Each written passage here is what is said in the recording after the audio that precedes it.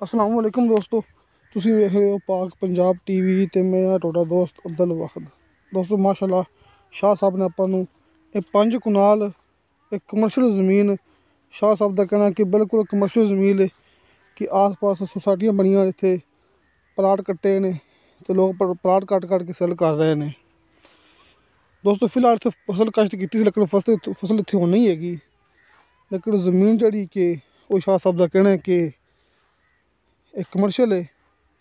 5 कनाल ज़मीन है, ज़िला रावलपिंडी, तहसील गुजर खान, मेन चकबली रोड तो 6 किलोमीटर अंदर आके मौजा 43 कनाल।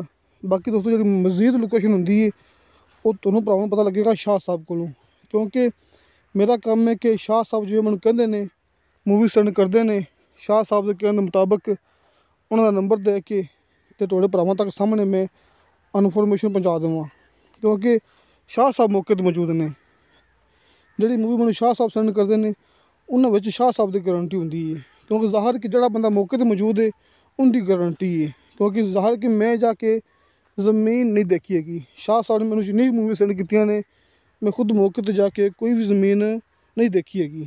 बस शाह साहब के एतबार से अपने चैनल पर अपलोड की है ना, तुसीं भरावां ने खुद मौके पर जाके अपनी तसल्ली नाल ज़मीन वेख के तो फिर खरीदनी है, क्योंकि मैं मौके पर मौजूद नहीं है।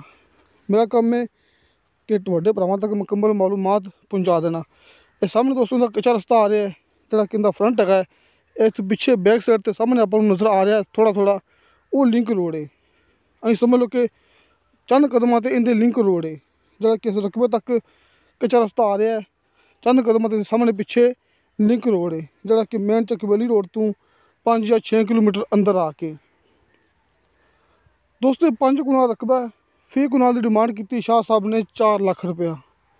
4 लाख रुपया फी कनाल की डिमांड की। मुकम्मल 5 कनाल रकबा, कमी पेशी प्यार मुहब्बत हो जाएगा। लेकिन जो ये प्लाट होंगे ने 4 या 5 कनाल के, ये अपन मुकम्मल मिलते होंगे ने। इन्हें आप 1 या 2 कनाल नहीं ले सकते, अपन 5 कनाल मुकम्मल ही मिलेगा। बाकी दोस्तों शाह साहब का कहना है कि नीचे वाला पानी इत्थे बिल्कुल मिठा है। बाकी जोड़ा भरा मौके पर मौजूद है, जोड़े कि मेरे दोस्त पिंडी की रिहायशी ने, उन्होंने खुद पता होना चाहिए कि पानी किस तरह का है, आस पास का की माहौल है। शाह साहब का कहना है कि आस पास आबादियाँ हैं ने, कलोनियाँ हैं कि जगह जी कलोनी वास्ते दरकार है, इतने लोग प्लाट कट के सेल कर रहे हैं कलोनियाँ वास्ते। इत्थे शाह साहब का कहना है कि माशाअल्लाह बड़ी वड्डी इत्थे कलोनी इत्थे बन जाएगी। दोस्तों बिजली इत्थे थोड़ी दूर है, थोड़ी फासले ते, लेकिन बिजली इत्थे आ जाएगी। तो फी कनाल की 4 लाख डिमांड, एक ही बंदे के नाँ से रजिस्ट्री इंतकाल है, फौरी कब्जा है। किसी मेरे दोस्त ने खरीदनी हुई ज़मीन मेरे इलाके च जी कि मेरे एंटर च होंगी है, जिंदे मेरी गारंटी होंगी बकायदा, अपना इलाका है ज़िला पाकपतन, ज़िला बहावल नगर। दोस्तों आप इस साइड से काम करने, मिसाल तौर पर साहीवाल अपने को होंगे, इत्थे भी अपने को ज़मीन मौजूद ने।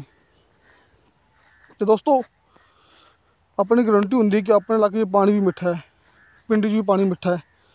तो शाह साहब के तुसीं चैनल लाजमी सबसक्राइब करना है, शाह जी प्रॉपर्टी नामा। बाकी तुहानूं नहीं बाद शाह साहब का WhatsApp नंबर तो कॉल नंबर सामने स्क्रीन पर नज़र आया होना है, तुसीं डायरैक्ट गल करके इस रकबे की मुकम्मल मालूमात हासिल कर सकते जी। तो दोस्तों साड़ी वीडियो तुहानूं पसंद आए, साड़ी वीडियो लाइक तो शेयर ज़रूर करो।